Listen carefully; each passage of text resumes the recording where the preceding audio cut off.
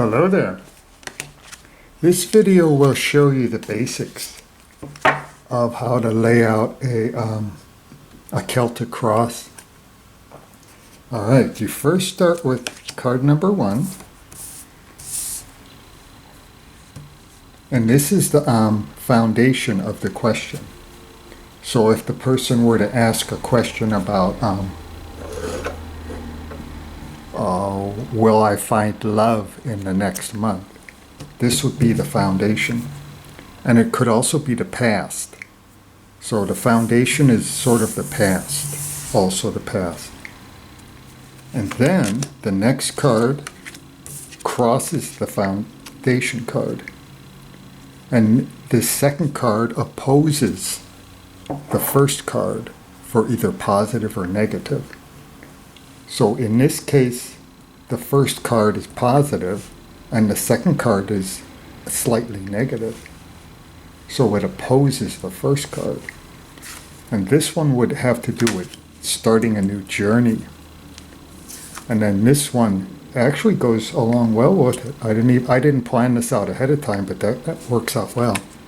Because this talks about overcoming some kind of fear. So those two actually work well together. So a person starting a new journey would have to first overcome some kind of fear in order to begin the journey. That actually worked out well. And then the third card is underneath, or they say beneath him. This is the first card. This one covers him. This one is beneath him. So this is the past. And that's the Page of Wands. That talks about a message coming in. And that may have already happened. And then the next card is also the past. That's Justice. That one's very good. So these two are the past. This is the foundation. These two are the past. And this second card is actually the present time. So you start in the past with this card. This one enhances it. And this card is talking about something that's in the past, but it's blending into the present time. So it blends into this number 2 card. So if you had something, in this case it's a positive thing, then this is also positive.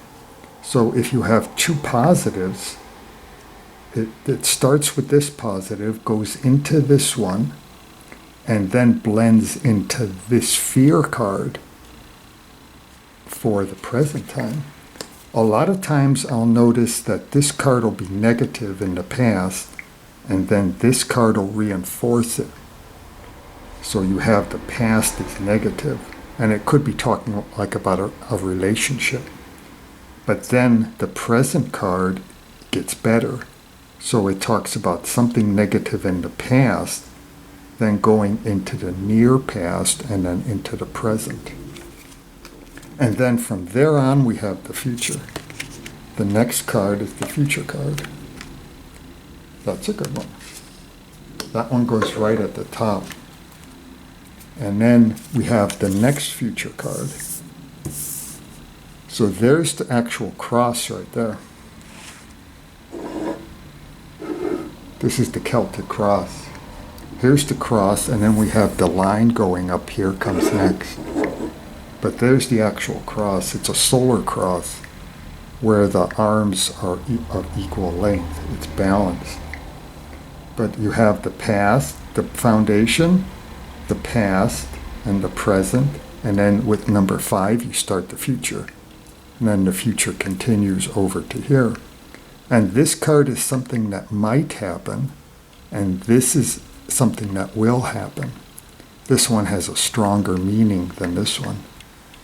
And then we go into the line that goes up this way. There's 4 cards left. And this is what the person fears. So the person, this is what, if the person is asking a question about a relationship, the person might fear that the relationship is going to break up. So it would show up in this one here. Or they might have some kind of fear, like in that second card, and it would show up here. So this is what the person fears. And then this card is the relation, the connection with the family and friends. So this one could be happening to a friend or a family member, or it could be their influence on the person who's getting the reading. So it could be something like the person wants to do a new thing. The person wants to go to school, let's say, and start finishing up their education. That might not be a good example, but, and then here the family, for some reason, might be for it or against it. So this card might represent how the family feels about the person. Let's say they have to quit their job and go back to school full time. And they might be asking the family to help support them with their tuition or move back home with mom and dad so that they can go to school full time and they don't have to work full time. So then this card here is the friends and family. So it might represent the family having negative things. The mom and dad don't want the child to move back home, the adult child. So it might show up in that card.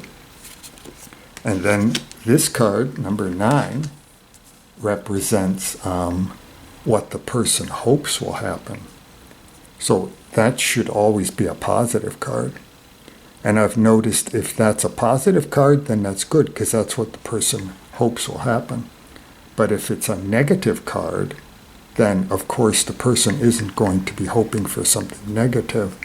So that card will then connect with something negative down below. I'm placing them all upright, so they're, in this case, the only card here that's slightly negative would be this one. All the others are positive. So, but if there's a negative card down in this area, then number 9, if it's negative, it's connecting with that card. But if it's positive, then it's what the person wants. Because the person wouldn't want something negative, so then it becomes a different kind of card. And then the final card should wrap up everything. It should wrap up the whole story. And in that case, it's upright and it talks about a new journey starting. And watch out for hidden foes and dangers. So then that wraps up this. And it actually, like I say, I didn't plan it out, but it works out well, because here, in the first card, the 8 of Cups, you've got the person starting a new journey. And then here you've got someone who is trying to overcome some kind of fear. And if they overcome a fear, they can move forward. And it turns out that number 10 card is talking about starting a new journey.